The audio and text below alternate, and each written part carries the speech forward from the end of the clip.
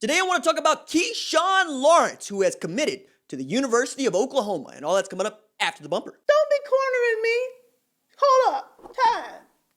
You gotta help me with that corner shit.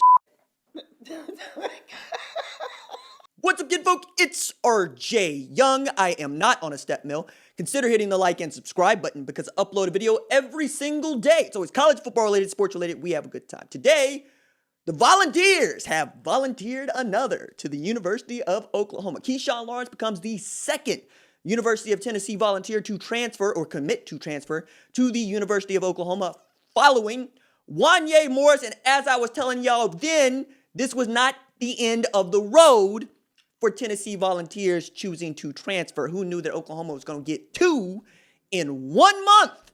And yes, this man, like Wanya Morris, was a top 100 recruit, one of the best safeties in that 2020 class. Played in all 10 games last year for the Volunteers. 6'2", 200 pounds, 4.5 second 40-yard dash, and a 41-inch vertical leap. My God, at 6'2". That is an enormous safety. Joining a group of what I think is going to be a really good group of safeties led by Pat Fields. Now, Keshawn Lawrence has the talent to start right away over the top of Pat Fields at that free safety position.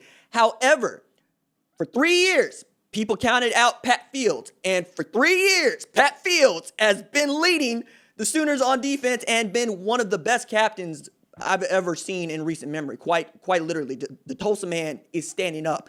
And I'm so proud of what Pat Fields has accomplished. Keshawn Lawrence getting an opportunity to learn from Pat Fields in this very serious and vital position in Alex Grinch's defense is going to serve him so well, even if he's the dude starting ahead and then Pat Fields is coaching him on the field, because Alex Grinch needs a free safety over the top that can play center field. You want to be able to play man-to-man across the board whenever possible. You want to be slight and fast, and you want to go after people, and the way to go after people is to man them up. You also got Jeremiah Cradell at that nickel spot. We know how much Grinch and I love Buki at that nickel spot. We'll see how Bryson Washington continues to come along. I have some really, really great feelings about this because, you watch Robert Barnes go into the transfer portal, and I expect him to be great.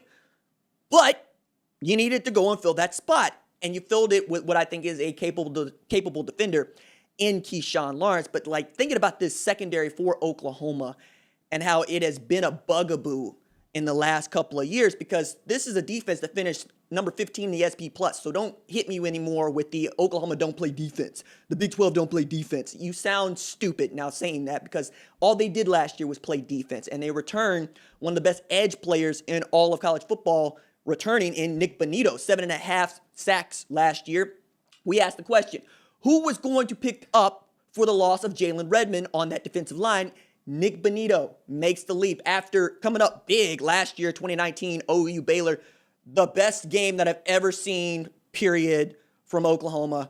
I love that game. Going on the road to Waco, going down 25, coming back to win it. Nick Bonito was a big part of that, as was David Ugwebu, who is going to be, once again, right there with Brian Asamoah and Deshaun White as dudes that you need to watch to buoy, to anchor this Oklahoma defense. You get Shane Witter back. I love Shane Witter as an athlete. In the secondary, Jaden Davis, I expect, is going to battle pretty well with Woody Washington for that spot that's going to be left open by Trey Brown. You also needed somebody who's going to pick up for Trey Norwood, and I also think that's where Keshawn Lawrence could factor in for Oklahoma. Now, if he is immediately eligible, it's going to be real fun in 2021, because this is the championship title window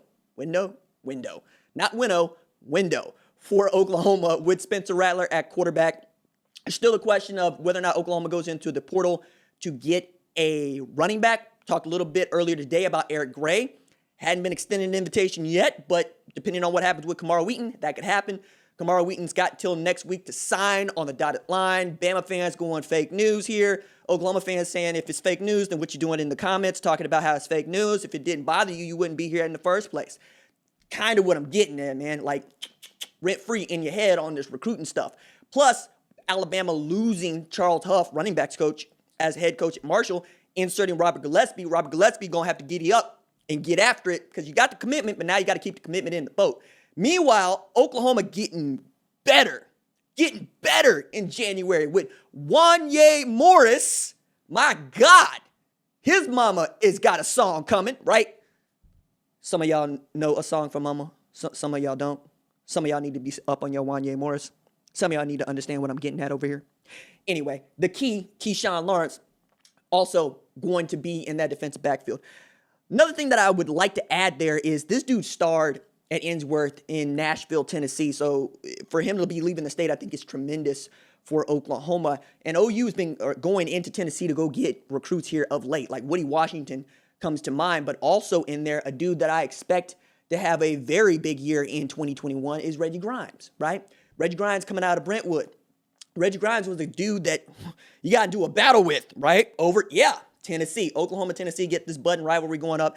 And you know what? Since Volunteers fans had that one tweet where they were tweeting about the schooner falling over and having all sorts of fun, they have lost their head coach. They are facing NCAA sanctions. They're being investigated and then launched an investigation on their investigation inside. They've had to fire the AD. They've had to hire a new AD, and they still don't have a head coach.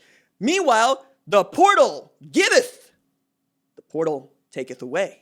Taking away a lot from Tennessee, who's going to be down in the dumps the next couple of years as they try to figure out who the man is. It's going to bring them out of this. But as they are down in the dumps, Oklahoma's going, yo, man, that's a gem. That's a gem. We'll take that. We'll take that. Ty Chandler said, I'm going to go to North Carolina over here. Eric Gray's looking at Oklahoma or Texas over there.